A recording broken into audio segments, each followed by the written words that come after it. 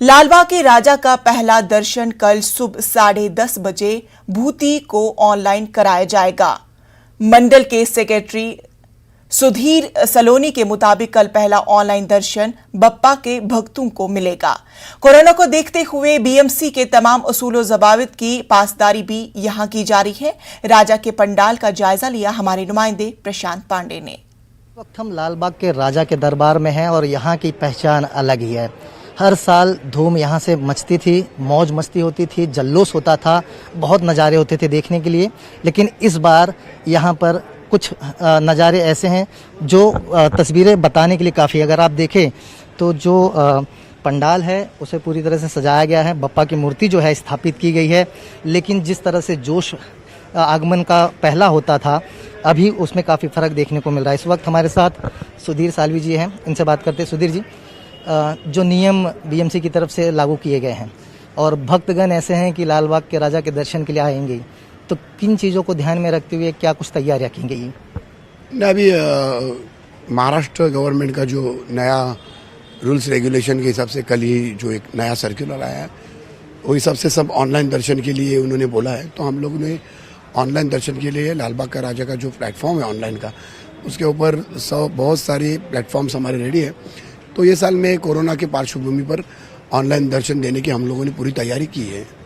भक्तों में एक उत्सुकता है जानने की कि किस तरह की इस बार बप्पा की मूर्ति होगी। कई लोग आपसे भी पूछे होंगे, ये भी जानने की कोशिश की होगी कि मूर्ति किस तरह की बनेगी या किस तरह की बनाई गई है, किस तरह की स्थापित की गई। पहले की जो मूर्ति थी उसकी खासियत आपसे जानना चाहेंगे, और इस बार की जो मूर्ति है उसमें क्या फ़र्क है?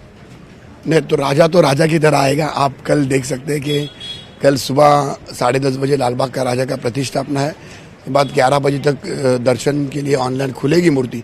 तो राजा की तरह आएगा, इतना ही मैं बताता हूँ आपको। सुरक्षा के तौर पर चीज़ें क्या क्या सुरक्षा के तौर पर की गई है? मुंबई पुलिस की तरफ से क्या कुछ व्यवस्थाएं यहाँ पर लगाई गई हैं?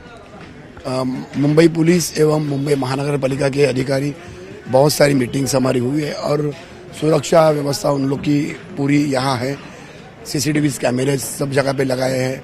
उसके बावजूद डीएफएमडी है, एचएचएमडी है और सुरक्षा की व्यवस्था काफ़ी इंतजाम किया है। और ये कोरोना एक राष्ट्रीय आपत्ति है, इसलिए हम लोग सब मिलके ये उत्सव ये साल का मनाएंगे। एक आखिरी सवाल, कोरोना की तीसरी लहर जो है उसकी उम्मीद जताई जा रही है और उसी को ध्यान में रखते हुए बीएमसी की तरफ से कुछ नियम जो लागू किए गए हैं।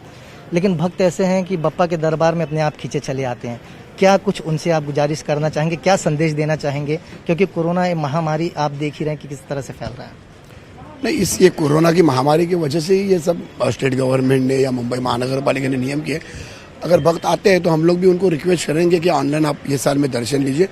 अगले साल तो जोर शोर में लालबाग के राजा तो आएंगे।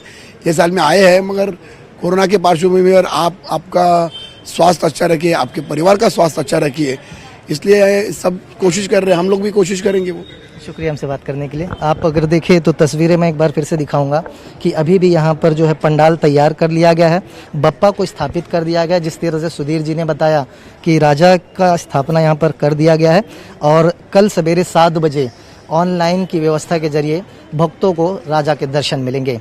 कैमरामैन संतोष दिसले के साथ प्रशांत पांडे, न्यूज़ 18 मुंबई। कोरोना वबा के दौरान बाहमी इमदाद व इन्हिसार का जज्बा मुस्तहकम हुआ है। मुल्क इस वबा से मुत्तहिद होकर मुकाबला कर रहा है। टीकाकारी के ऐलान के बाद हम बेहतर ताउन करें, जिससे हम कोरोना को मात देने की जानिब कदम बढ़ा सके। नेटवर्क 18 इस मुहिम में हरकत